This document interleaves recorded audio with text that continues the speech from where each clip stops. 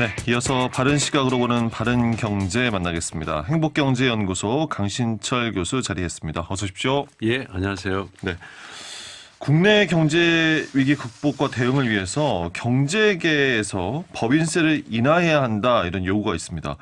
법인세 인하, 우리 경제에 긍정적인 효과를 줄 수 있을지 오늘 이 법인세 인하와 관련된 이야기 나눠볼 텐데 경제계가 발표한 성명이 있더라고요. 어떤 내용이었습니까? 예, 그 대한상공회의소하고 경영자총협회 그리고 전국 경제인연합회, 뭐 무역협회 등 그 경제 6개 단체가 국회 법인세를 인하하는 법 개정안의 조속한 통과를 촉구하는 공동성명을 발표했는데요.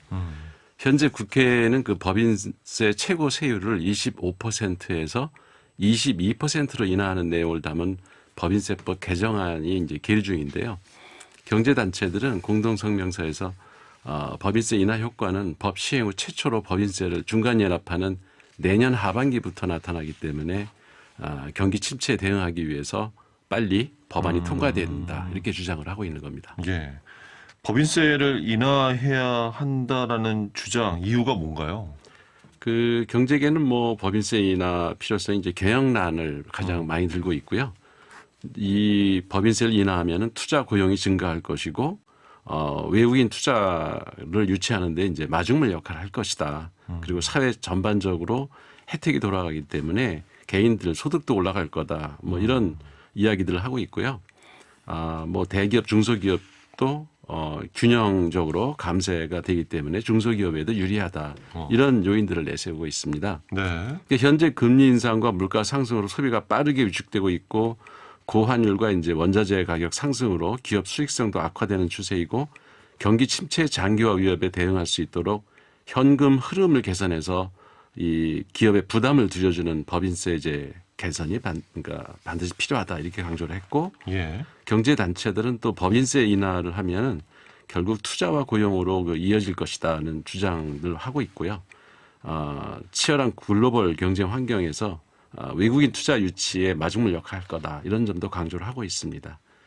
또 법인세 인하면 뭐 기업뿐만 아니라 사회 전반에 혜택이 돌아간다 이렇게 언급하고 있고 법인세 인하로 인한 혜택은 배당을 통해서 주주에게 또 상품 서비스 가격 인하를 통해 소비자에게 여러 혜택이 돌아가기 때문에 사회 전반적으로 이로울 것이다 이렇게 주장을 하고 있는데 사실 근거들이 상당히 희박한 주장들이죠. 예. 주장을 그렇게 하고 있는데 일단 법인세를 인하한다는 거는 나라에서 걷어들이는 많은 세금이 줄어듭니다. 그러니까 세수가 줄어들 텐데 그렇다고 하면 국가 재정 건전성을 높이겠다라고 하는 현 정부의 기조 공약과는 반대로 가는 거 아닙니까? 그렇죠. 그 정부 자체로도 조사를 해보니 세수가 향후 5년간 총 60조 3천억 원이 줄어들 것으로 예상을 하고 있습니다. 뭐 소득세 16조 원, 법인세 28조 원, 그리고 증권거래세 7조 원, 종부세 7조 원 등 이런 금액이 전부 합쳐서 한 60조 감소할 것으로 전망을 하고 있고요. 네. 감세를 통해서 민간 활력을 제고하면은 중장기적으로는 세수 기반이 확대될 수 있다. 그래서 60조 원 이상으로 세수가 줄어드는 만큼 이제 뭐 다시 세금이 거칠 것이다. 이렇게 이제 정부는 주장하고 있는데 네. 이게 사실 매우 불확실하고 어떻게 그렇게 되느냐에 대한 논리는 지금 제시를 못하고 있는 상태고요. 국회 예산정책처의 그 통계에 따르면은 향후 5년간 만약에 지금처럼 그 법인세를 낮출 경우에 73조 그러니까 정부에서 예상하고 있는 것보다도 훨씬 더 큰데요? 예, 13조 원이나 더 줄어들 것으로 추산을 했고요. 그러니까 정부 입장에서 이제 세금 깎아주면 기업이 잘 돼서 세금이 더 거치지 않겠느냐. 이게 소위 이제 낙수 효과라는 건데 이건 이미 경제학 분야에서도 전혀 근거가 없는 거라는 얘기가 이제 돌아가는데 네. 이게 막연한 기대인 거죠. 분명한 거는 최소 5년간 국가 재정 상태는 악화될 거는 뻔한 거고요. 세금을 줄이면 국가 재정 건전성을 높이겠다는 윤석열 정부의 공약은 물 건너가는 거죠. 그리고 세수가 줄었다는 거는 핑계로 아마 문화예산 단체에 대한 지원이나 복지 예산을 줄이지 않을까 이런 것이 걱정이 됩니다. 예. 현 정부나 여당 같은 경우에는 과거 문재인 정부에서 법인세율을 높여놨기 때문에 기업들이 부실화가 됐고 그래서 개인의 소득마저도 줄었다 이런 주장을 합니다. 이걸 어떻게 받아들여야 할지 이게 맞는 얘기일지요. 이건 뭐 최근 5년간 그 신문 기사나 각종 통계에서 이미 다 자료로다가 나와 있기 때문에 이건 맞는 정반대 얘기를 하고 있는데요. 그러니까 경제 현상은 통계 자료가 정확하게 말해주기 때문에 자료로 얘기를 해야죠. 지난 그 10월 31일 기획재정부가 발표한 9월 국세 수입 현황에 따르면 올해 누계 국세 수입이 317조 6천억 원으로서 1년 전보다도 43조 원이 더 거쳤고요. 특히 그 기업 실적이 개선되면서 법인세가 큰 폭으로 증가를 했습니다. 네. 올해 법인세가 98조 7천억 원이 거쳐서 지난해보다 30조 6천억 원이 더 늘어났고요. 고용이 회복되고 임금도 오르면서 근로소득세나 종합소득세 등 그 소득세도 작년보다 11조 9천억 원이 증가해서 98조 7천억 원이 거쳤습니다. 네. 이미 널리 알려진 바와 같이 30대 재벌 기업들은 981조 원이나 되는 사내유보금을 쌓아두고 있고요. 그 금액은 계속 증가하고 있습니다. 그러니까 문재인 정부에서 법인세율을 높여서 기업이 부실화되었다면 어떻게 이렇게 사내유보금을 쌓을 수 있는지 이것도 의문이고요. 그 앞뒤가 안 맞는 말을 지금 하는 거죠. 그 개인소득이 줄었는데 어떻게 개인소득세가 올해만 9개월 동안 11조 원이나 더 거칠 수가 있었을겠어요. 그래서 막연히 추측해서 경제 현상을 말할 게 아니라 데이터에 근거해서 사실대로 좀 말해야 하지 않을까 그런 생각을 해봅니다. 그러니까 재벌 기업들이 어렵다는 것. 그런데 현실적으로 보면은 거의 980조 원에 가까운 금액이 그냥 투자에도 쓰지 않고 그냥 가지고만 있는 돈이라는 그죠. 거. 쌓아두는 거죠. 예. 궁금한 건 교수님 법인세를 줄이면 아까 낙수 효과도 이야기는 해 주셨는데 그래도 법인세를 줄였을 때 경제 성장의 효과가 좀 그래도 나타나는 것이 있을까요? 이게 이번에 이제 경제단체들이 그렇게 효과가 있다라고 이제 주장 근거한 KDI 보고서를 가지고 이제 인용을 하고 있는데요. 이 보고서가 현재 KDI 연구원으로 근무하고 있는 김학수 연구원이 쓴 보고서라고 합니다.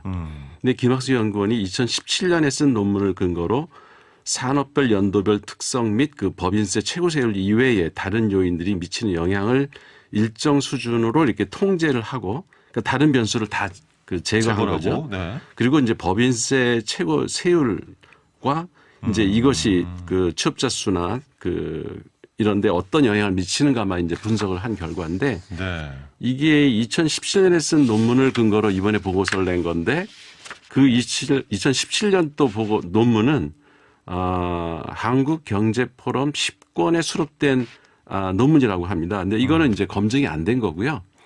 또 이 논문도 2015년에 쓴 자기가 쓴 밀발간 그 원고를 이용해서 쓴 건데 이 원고도 학계 공식 인정을 받지 못한 논문이라서 원문을 구할 수도 없었고요. 그래요. 요약하자면은 학계에 발표하지 못한 본인의 논문을 근거로 해서 다른 논문을 쓰고 또 그 논문을 근거로 해서 KDI 보고서에서 이제 법인세 인하가 경제 성장을 가져온다고 주장을 한 건데 이건 뭐 이미 2019년에 그 노벨 경제학상 받은 그 바네르지 교수가 쓴 책이 있거든요. 거기에도 예. 상세하게 나와 있어요. 각 그 전국의 전 세계의 여러 국가들의 이게 세금을 줄였을 때의 그 경제 성장에 미치는 영향 이건데 거기가 없다라는 게 결론입니다. 네.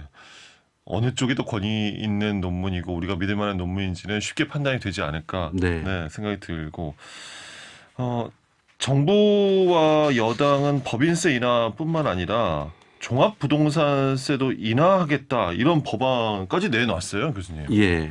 그러니까 결국 부자 감세라고 둘 다 얘기할 수 있는데요. 정부가 내놓은 그 세법 개정을 보면은 종합부동산세법 일부 개정 법률안 이것도 이제 하나의 관전 포인트가 될 텐데 종부세 개정안을 보면은 최대 세율을 6%에서 2.7%로 낮추고 이걸 또 일원화하고요. 그다음에 기본 특별 공제 금액을 각각 6억 원에서 9억 원, 그리고 11억 원에서 20억 원으로 이렇게 상향 조정을 하는 것. 그리고 이제 세부담 상환 그 일원화 이게 이제 뭐 지금은 150에서 300%로 이렇게 다각화돼 있는데 이걸 150%로 다 낮추는 걸로. 낮추는 거네요. 예, 크게 세 가지가 이제 핵심인데요. 지금은 그 다주택자 법인 여부에 따라서 종부세를 차등과세하는데 앞으로는 금액 기준으로다가 종부세를 일률적으로 부과하는 게 이제 골자입니다. 완화된 기준으로 해서요, 심지어. 예, 그렇죠. 이를 통해서 이제 세액 부담을 적정 수준으로 완화하는 한편에 이제 주택 시장 안정 효과는 없이 징벌적 수단으로 변질된 세제를 정상화한다. 이런 방침을 내세우고는 있는데 결국은 이게 종부세 완화를 하면 세수도 줄어들 것이고 결국 이런 혜택을 받을 수 있는 그 국민의 그 수는 사실 얼마나 몇 퍼센트 안 되겠습니까? 되거든요. 5%도 안 되거든요. 그래서 이게 부자 감세라는 비난을 여기서 이제 받고 있는 거죠. 예.